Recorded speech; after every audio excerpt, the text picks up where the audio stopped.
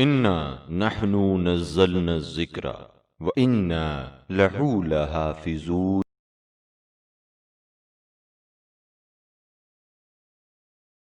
اعوذ باللہ من الشیطان الرجیم، بسم اللہ الرحمن الرحیم۔ اللہم قل ولیک الحجۃ ابن الحسن صلواتک علیہ وعلی آبائہ فی ہذہ الساعۃ وفی کل ساعۃ ولییا وحافظا وقائدا وناصرا ودلیلا وعینا حتی تسکنہ وارضک طوعا وتمتع فیہا طویلا برحمتک یا ارحم الراحمین۔ قال رسول اللہ صلی اللہ علیہ وسلم من عرف نفسہ فقد عرف ربہ۔ السلام علیکم ورحمۃ اللہ وبرکاتہ۔ اردو سادہ نفس کی شناخت کا درس نمبر 2۔ ہم نفس کی بات کر رہے تھے اور بتا رہے تھے کہ انسان کے اندر اللہ نے جو ہے اس کو دو طرح سے خلق کیا ہے، دو طاقتیں عطا کی یا دو چیزیں عطا کی، ایک ظاہر ہے ایک اس کا باطن ہے۔ اور یاد رکھیے گا کہ آدمی کو اس کے نفس کے سبب تمام حیوانات پر ترجیح ہے۔ خود آدمی اور انسان اور حیوان میں بظاہر تو کوئی فرق نہیں ہے، بدن کے کھانے کے لحاظ سے، سونے اٹھنے کے لحاظ سے، نسل بڑھانے کے لحاظ سے، سب چیزیں۔ اگر کسی وجہ سے اس کو اہمیت حاصل ہے تو وہ نفس کی بنا پر، اور یہ نفس جن سے ملائکہ مقدسہ ہے، بدن نفس کے لیے ایک مرکب ہے، وہ اس پر سوار ہوتا ہے، بالکل ایک سواری کی طرح ہے۔ یعنی ہم یہ کہہ سکتے ہیں بدن نفس کی سواری کا نام ہے۔ مولا کائنات نے اپنے خطبے میں بھی اس کو بیان کیا ہے۔ آپ اپنے آپ کو طرح طرح کے کمالات سے آراستہ کریں، صفاتیں بہترین پائیں، پھر اپنے اصلی وطن میں جس کو ہم عالم بقا کہیں گے واپس چلے جائیں۔ یہ بدن حیوانات کو بھی دیا گیا اور ہمیں بھی دیا گیا، ٹھیک ہے۔ باعث فضیلت کیا چیز ہے؟ باعث فضیلت وہی نفس ناطقہ ہے جو حیوانات کو میسر نہیں ہے۔ واضح ہو، بدن فانی اور بے بقا ہے، مرنے کے بعد اس کے اجزاء ختم ہو جائیں گے، انسان گل سڑ جائے گا اور مٹی کے اندر مل جائے گا۔ دوسرے وقت تمام خداوند عالم کے حکم سے یہ تمام اجزاء جمع ہو جائیں گے اور دوبارہ زندہ ہو جائے گا، ٹھیک ہے۔ یہی ہے نا، بدن دوبارہ زندہ ہو گیا۔ نفس کے بارے میں کہا گیا نفس بقا رکھتی ہے۔ نفس جو ہے مرنے کے بعد جو سب کچھ سہ رہی ہوتی ہے وہ نفس ہے، اس کا تن سے جدا ہونے کے بعد فنا نہیں ہے۔ بدن خرابی کا شکار ہوتا ہے جبکہ نفس ظاہری خرابی کا شکار نہیں ہوتا، جس طرح خداوند عالم نے فرمایا وَلَا تَحْسَبَنَّ الَّذِينَ قُتِلُوا فِي سَبِيلِ اللَّهِ أَمْوَاتًا بَلْ أَحْيَاءٌ عِندَ رَبِّهِمْ يُرْزَقُونَ۔ وہ لوگ جو راہ خدا میں مارے گئے ان کو ہرگز مردہ نہ کہو، بلکہ یہ لوگ زندہ ہیں، اپنے رب کے پاس سے رزق پاتے ہیں۔ اور ایک اور مقام پر کہا ارجع الی ربک، اے نفس اپنے رب کی طرف رجوع بازگشت کر، جیسا کہ اس کے پاس آیا پیغمبر خدا جنگ بدر میں ندا فرماتے تھے، آواز لگاتے تھے، کیا حل وجدتم ما وعدتم ربکم حقا، اے شہدائے بدر جو کچھ پروردگار نے وعدہ کیا ہے تم اس کو حق اور درست پاؤ گے۔ سبحان اللہ۔ بعض جگہ پر بعض اصحاب نے اس وقت عرض کی جب رسول خدا جنگ بدر میں یہ جملہ کہہ رہے تھے تو رسول خدا سے لوگوں نے سوال کیا یا رسول اللہ یہ لوگ مر گئے ہیں اور آپ ان کو بلا رہے ہیں؟ رسول خدا نے فرمایا انہم اسمع منکم، یہ لوگ تم سے زیادہ سنتے ہیں، ان کو تم سے زیادہ فہم اور ادراک ہے۔ ظاہر ہے اس وقت ان کا سننا اس بدن سے تو نہیں ہے نا، جو بدن پڑا ہوا جو صحرا میں موجود ہے، بلکہ وہ سماعت نفس سے ہے۔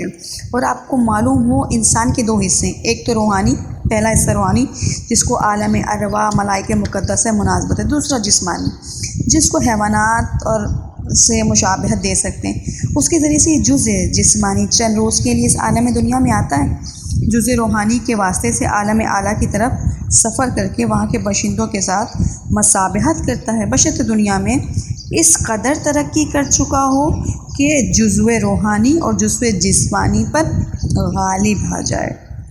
یعنی آپ کی روح کو آپ کی جسم پر غالب ہونا چاہیے اور قدرت عالم سے اپنے آپ کو دور رکھیں، آثار روحانیت پیدا ہوں۔ ایسا انسان دنیا میں اپنے مقامات آخرت کو دنیا میں ہی دیکھ لیتا ہے۔ ہمارے پاس بہت ساری مثالیں موجود ہیں۔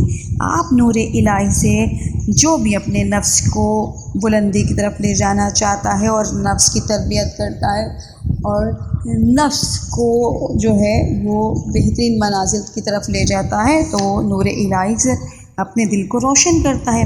جس قدر تعلق جسمانی کم ہوگا اس قدر دل روشن ہوگا۔ جتنا آپ اپنے جسم کو جتنی ضرورت ہے جسم کو اتنی ہی توجہ دیں، جتنی توجہ نفس پر ہوگی اتنا ہی دل پاکیزہ ہوگا۔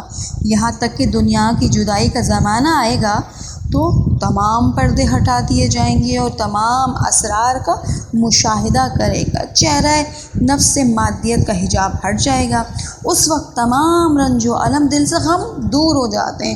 جو اپنے نفس پر توجہ کرتا ہے، ایسے ہی تو نہیں مولا کائنات نے فرما دیا کہ فزت برب کعبہ، بعض اوقات کیا ہوتا ہے خوشی اور راحت، بعض اوقات ایسا ہوتا ہے کہ باوجود دنیا میں رہنے کے علاقہ دنیا سے دل اٹھ جاتا ہے۔ آپ دنیا میں رہتے آپ کا دل ہی نہیں لگتا دنیا کے اندر، مال دنیا، اہل و عیال اس پر وبال ہو جاتے ہیں، مگر بقدر ضرورت بلکہ تن و بدن سے دلگیر ہوتا ہے، آخر کا طالبت ہوتا ہے۔ گو اس کا بدن اس عالم میں ہے لیکن اس کا دل کہاں ہے؟ اس کا دل جو ہے وہ آخرت کے لیے صحبت رکھتا ہے، سوائے خدا اس کو کسی کی تلاش ہی نہیں ہوتی۔ کوئی بات کہتا ہے سوائے راہ خدا کوئی راستہ نہیں ڈھونڈتا، یہاں تک کہ کیا ہوتا ہے وہ عالم خدا سے مل جاتا ہے۔ اسی لیے یہ جملہ فتمن الموت ان کنتم صادقین سے مراد کیا ہے؟ وہ عالم امر ہے، وہ ان چیزوں کو دیکھتا ہے جو کسی نے نہیں دیکھی ہو۔ وہ کون دیکھتا ہے؟ جس نے اپنے نفس کو مضبوط کیا ہو۔ اس عالم امر کی طرف قرآن کہتا ہے فلا تعلم نفس ما اخفی لهم من قرۃ العین، یہ کوئی نفس ان چیزوں کو اندازہ نہیں کر سکتا جو اس کے لیے مہیا کی گئی ہیں، جن میں سے ایک کا نظارہ آنکھوں کو تازگی بخش دیتا ہے۔ پھر انسان ایک بدن ایک روح، ان میں سے ایک جو اس کے لیے غم، لذت، راحت، تکلیف موجود ہے، جس کے لیے بیماری ہے، لاغر ہے، ٹھیک ہے، جس لذت جسمانی ہے اس کا آپ علاج کرتے ہیں عالم طب کے اندر، یہ سب آپ جسم کی موجودات ہیں جس کے لیے آپ کوششیں کرتے ہیں۔ اچھا، جب انسان بیمار ہوتا ہے، دیکھیں آپ تھرما میٹر لگاتے ہیں، آپ کو پتہ چل جاتا ہے کہ آپ کا ٹمپریچر کیا ہے، ٹھیک ہے۔ آپ کوئی ڈائگنوسٹک سینٹر جاتے ہیں اور آپ کو پتہ چل جاتا ہے کہ یہ جو آپ کا ظاہری جسم ہے یہ کس بیماری کا شکار ہے، لیکن یاد رکھیے گا روح کی بیماری اور جو روح کا اخلاق کا گر جانا، یہ ہرگز کا سمجھنا آسان نہیں ہے۔ روح کی صحت کو بدن کی صحت پر قیاس نہ کیا جائے۔ ہو سکتا ہے کسی کا بدن بہترین صحت مند ہو، اس کی روح انتہائی بیمار ہو۔ غور کیجیے گا، بدن کی صحت سے صرف یہ مطلب ہے اس دار فانی میں چند روزہ اور زندگی گزار، برخلاف اس کے کہ روح کی بیماری لذت سعادت ابدیہ سے محروم کر دیتی ہے۔ ان میں سے ہر ایک پردہ ظلمت یعنی گمراہی، معنی انوار الہی، ان کے علاج میں سستی کرنے سے انسان ہلاکت کا باعث بن جاتا ہے۔ یعنی اگر روح بیمار ہو گئی اور اس کی بیماری پر توجہ نہیں دی اور بیماری بڑھتی گئی، پھر کیا ہوتا ہے؟ پھر شقاوت کا جو ہے وہ آغاز ہوتا ہے۔ جبکہ آدمی اپنے نفس کو اخلاق ذمیمہ سے پاک اور صاف کرے تو اس کو خدا کی رحمت حاصل ہو جاتی ہے، بلکہ اس کے وجہ سے حجاب دور ہو جاتے ہیں، موجودات کہ تمام صورتیں اس کے دل میں منور ہو جاتی ہیں۔ رسول خدا نے فرمایا اگر لشکر شیطان نے فرزند آدم کے دل کے اطراف کو گھیرا نہ ہوتا تو بالضرور در حقیقت عالم علویہ اور سلفیہ جو نہیں ہونے چاہیے، علویہ اور سلفیہ کا مشاہدہ کرتا، آثار قدرت کاملہ حق سبحانہ تعالیٰ سے مطلع ہو جاتا۔ غرض آئینہ نفس میں جس قدر زنگ اور کدورت اور عالم سے پاک ہوگا، آپ کا دل جتنا پاکیزہ ہوگا اسی قدر موجودات عالم اقدس کی صورتیں اس پر جلوہ گر ہوں گی، وہ رحمت پروردگار کا سزاوار ہوگا۔ رسول خدا نے فرمایا مجھ کو خداوند عالم کے ساتھ چند حالتیں ہیں، کسی ملک مقرب اور کسی پیغمبر مرسل کو اس کی طاقت اور توانائی نہیں ہے۔ جو شخص مقام میں سلوک میں سعادت کا راستہ پاتا ہے اسے اپنے احوال کا نگران پاتا ہے، اپنی سعادت قابلیت کے موافق الطاف فیوزات الہی سے مستفید ہوتا ہے۔ اب وہ انسان جو اسرار ربوبیہ یا الہیہ سے دور ہے، انوار الہیہ سے محجور ہے، تو اس میں کیا ہوگا؟ اس میں وہ فیاض کی طرف سے بخل کی نسبت نہیں دی جا سکتی، بلکہ اس کے سبب وہی پردہ ظلمات یا گمراہی جو انسان کو گھیر لیتی ہے، انسان کو ان سے دور کرنے پر متوجہ نہیں ہونے دیتی۔ یہ خود اس کی کوتاہی واضح ہے کہ عالم معرفت اسرار آدمی کو صفائی نفس سے حاصل ہوتا ہے۔ یہ ان علوم کی معنی ہے جو مطالعہ کتب دلیل عقلی سے سمجھ سکیں، بلکہ یہ حقیقت نورانی ہے۔ اس کا مبدأ الہیات ربانیہ انوار الہیہ ہیں، یعنی وہ علم جس کی نسبت رسول خدا نے فرمایا انما هو النور یقذف لو فی القلب الیرید۔ علم ایک نور ہے جسے اللہ تعالیٰ طالب صادق کے دل میں ڈالتا ہے۔ بس جب تک آپ اپنے دل کو برے اخلاق سے، بدترین اخلاق سے پاک نہیں کریں گے، آپ اس علم کی معرفت حاصل نہیں کر سکتے۔ میں کبھی سوچتی ہوں ہم اتنے علم کے دروس ہمارے یہاں ہیں، اتنے علم کو ہم حاصل کر رہے ہیں، آن لائن اتنے دروس ہو رہے ہیں، لیکن قلب کی وہ نورانیت نظر نہیں آ رہی۔ کیوں؟ کیونکہ یہ علوم باطنی جو ہیں، جس طرح نماز جو اطاعت ظاہری ہے، تمام نجاسات ظاہری ہیں، ٹھیک ہے، اسی طرح جب تک باطن کی تمام نجاسات کو آپ پاکیزہ نہیں کریں گے، وہ پاکیزہ نفس جو ہے وہ سنتے تو بہت کچھ ہیں، سنتے جا رہے ہیں، عمل نہیں ہے۔ بقول ہمارے ایک استاد کے، نعوذ باللہ ہمیں اللہ تعالیٰ اس چیز سے محفوظ رکھے، ہم علمی عیاشیوں میں پڑھیں۔ کتنے دروس ہو رہے ہیں، کتنی زیادہ علم کو ہم حاصل کر رہے ہیں، جتنا علم حاصل کر رہے ہیں اتنا ہی دور ہو رہے ہیں۔ کیوں؟ کیونکہ ہم پڑھ تو رہے ہیں لیکن ہم عمل نہیں کر رہے۔ تو وہ جب آپ دل کی صفائی نہیں کریں گے تو کیا ہوگا؟ رسول خدا نے بڑا بہترین جملہ کہا، عجیب سا جملہ ہے، ذرا میں کبھی سوچنے تو انسان ذرا غور کرے۔ لا يدخل الملائکۃ البیت فی قلب، یعنی جس مکان میں کتا رہتا ہو اس مکان میں ملائکہ نہیں آتے۔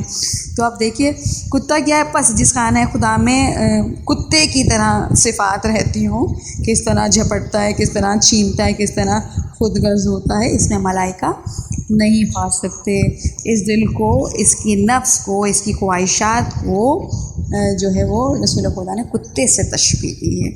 حالانکہ انسان غور کرے دل کی پاکیزگی کس طرح حاصل ہوگی، یہ جو خواہشات ہیں یہ کس طرح دور ہوں گے، تو اس کو سمجھنے کے لیے، کیونکہ علم حقیقی کے لیے ایک سرور صفائے نور ہے، جس سے یہ دل میں جتنا زیادہ آپ دیکھیں غور و فکر ہوگا، جتنا وہ التفات میں ڈوبے گا، اتنا ہی اس کو حاصل کرے گا۔ اور جب وہ واقعاً وہ انسان کتنا بدبخت ہوگا جو اپنے باطنی، جیسے مولا کائنات نے فرمایا تعجب ہے انسان تیرے اوپر، مجھے جسم کی ظاہری نجاست نظر آتی ہے، کسی کے پاس کچھ جسم میں کچھ لگ جائے نجاست تو کتنا گھن کا آتا ہے، اف اللہ، لیکن اس کو باطنی نجاست نہیں نظر آتی۔ اس باطنی نجاست کو دور کرنے کے لیے ضروری ہے پہلا طریقہ کہ انسان اس ظاہری جو باطنی نجاست ہے اس کو دور کرنے کا اتنا بہترین نسخہ قرآن نے بیان کیا ہے۔ اگر اس بہترین نسخے کو ایمانداری کے ساتھ، خلوص کے ساتھ، توجہ کے ساتھ جتنا پڑھ رہے ہیں اس پہ پوری توجہ دیں تو کیا کرے گا؟ ان الصلاۃ تنہی عن الفحشاء والمنکر، نماز، قرآن کہہ رہا ہے نماز بے حیائی اور بدکاری سے روکتے ہیں، لیکن ہم دیکھتے ہیں نماز پڑھ رہے ہیں لوگ گناہ پہ گناہ کیے چلتے جا رہے ہیں۔ کیوں؟ کیونکہ خبث اور نجاست جو ہے وہ باطن کے اندر ہے۔ رسول خدا نے فرمایا الصلاۃ معراج المومن، یعنی نماز تو مومن کی معراج ہے، بس ہماری نماز میں معراج کہاں ہوتی ہے؟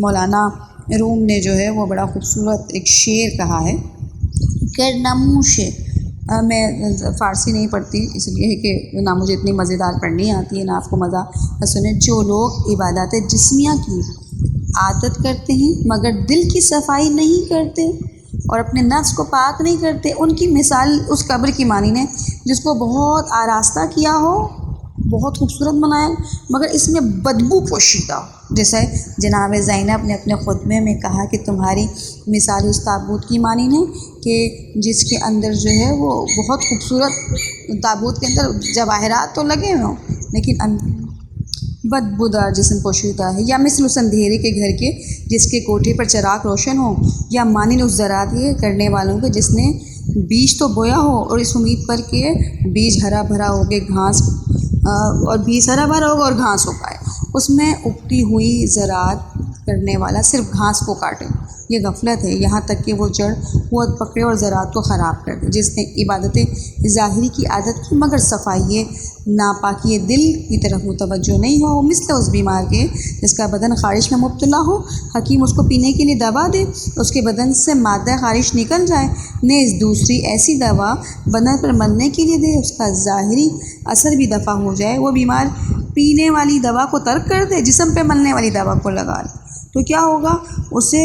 مگر وہ دو چند تھوڑی دیر تو ہو سکتا ہے فائدہ ہو، مگر باطن میں اس کی بیماری بڑھتی جائے گی اور وہ ہلاک ہو جائے گا۔ بس معلوم ہوا کہ بیماری اور صحت نفس کی بدن کی بیماری اور سلامتی پر قیاس نہیں کر سکتے، لیکن تعجب ہے جو رات دن اپنی اوقات عزیز کو بدن پانی کی صحت کے لیے حاصل کرتے ہیں، صرف کرتے ہیں، امراض جسمانی کی طرف توجہ کرتے ہیں، لیکن ان کا جو توجہ ہے وہ روح کی طرف نہیں ہے۔ قول طبیب، ایک ڈاکٹر نے کہا فاسق ڈاکٹر کی اطاعت جان کر دوائے ناگوار پی لیتا ہے، امام فرماتے ہیں، مگر اعمال بدکار برابر ارتکاب کر رہا ہوتا ہے اس حکیم حقیقی کی طرف حکم سے جو تحصیل سعادت اور حیات دائمی کا ذریعہ انحراف کرتے ہیں، اس سے اپنے نفس کے معالجہ کو سہل اور آسان سمجھتے ہیں۔ جب غفلت کا پردہ اٹھا دیا جائے گا تو اپنے آپ نفس کی بیماری کا معائنہ کریں گے، اس وقت کسی دوا پر دسترس نہ ہوگی سوائے حسرت اور یاس کے۔ اس وجہ سے ابھی بدن بیمار ہے، اس سے پہلے کہ یہ بیماری طول پکڑ جائے کوشش کی جائے کہ اس کا علاج کر دیا جائے۔ وآخر دعوانا الحمدللہ رب العالمین۔ سبسکرائب کیجئے ذکر ٹی وی اور اس علم کے سفر میں ہمارے قدم کے ساتھ قدم ملائیے۔